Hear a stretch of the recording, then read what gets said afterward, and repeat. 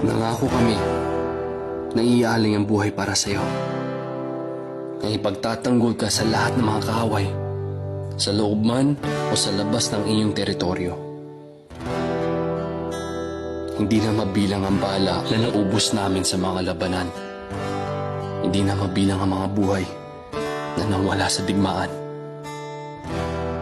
Pero narito pa rin kami, patuloy na lumalaban para tiyakin ang iyong kalayaan, para panatiliin ang kapayapaan. May kanya-kanya kaming laban sa buhay. May kanyang-kanyang pinagdaraanan. Pero alam namin na may mga bagay na mas mahalaga higit sa sarili. Ang pamilya, ang pamayanan, ikaw ang aming bayan.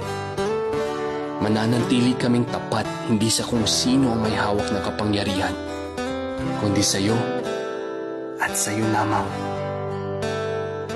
Kami ang inyong mga kaaway na handang paulit-ulit na magbuwis ng buhay para labanan ang inyong mga kaaway.